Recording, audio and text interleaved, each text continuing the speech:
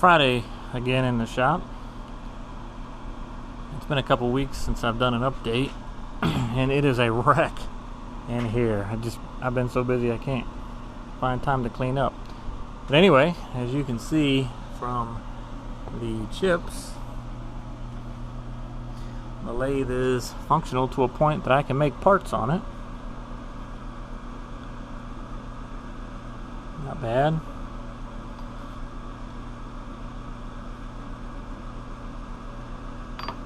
So that's exciting. I did make got an old tool block set up there.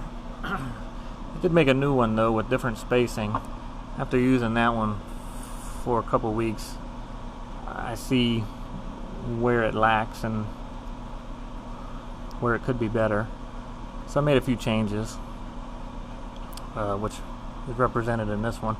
In fact, I think I'm even going to change this one a little. I think I'm going to lop this end off, because this is where the profiling tool is going to be. So I want to be able to, for stock, to come as close as possible there, because that tool only sticks out so far. Probably make more sense once it's done, but anyway. Moving along, I don't know how familiar you may be with what used to be right here, but it was a hardened turret lathe. I've actually moved that to the other side of the Tormach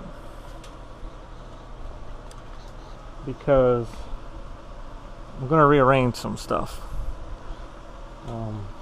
The Herco here and the Tormach, they're basically first and second op machines, and having to wind around, it was just too much. So I think I'm going to move this,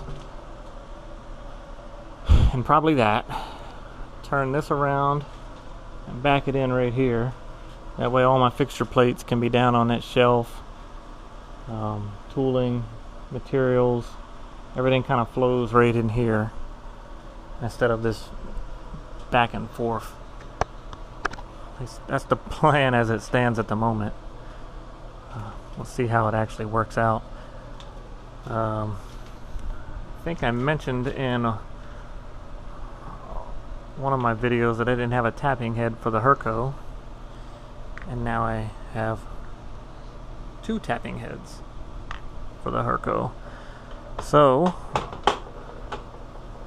being a retrofit machine, I just got to figure it out.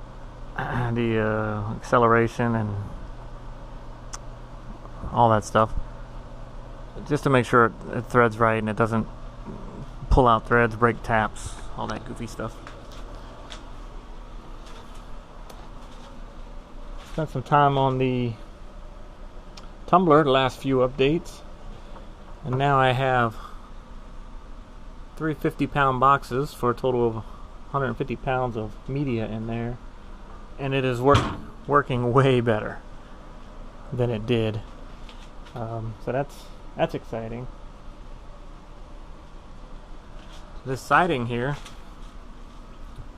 we have a new Chick-fil-A in our neighborhood, and they were about to open up, so we went to drive by just to check it out because Chick-fil-A is awesome. And we saw a pallet in the far corner of the parking lot a couple days before it opened, so they were cleaning up all the construction debris, and the pallet had written in marker free. So we go over and look, and it's a pallet of this siding, which is like a cement board of some sort, and all, I don't have any with me where I can reach them, but all the metal clips that hold it in place, because there's no exposed fasteners. It's made for exterior. And my goal was to insulate and put something up, but I didn't want to buy wood because wood is just crazy right now, and then I'd have to move everything to do it. But when I found this stuff, it's kind of giving me the little push to get it done. But we have enough of this off of that pallet to go from this corner, which is just shy of the front door. There's my desk. From this corner all the way past the Tormach, all the way around, and I think we're gonna stop under the air compressor to this height, 6 foot. And I think I'm gonna have 2 boards left over. So that's not bad. I was gonna take it all the way up, but the top board would have had to been sliced about 2/3 of a board, maybe. And 2 things I didn't like about that. One was actually cutting this stuff is really difficult, even with a diamond bit. But the other thing is, because of what it's made out of, it's not something you can really drive screws in to hang shelves.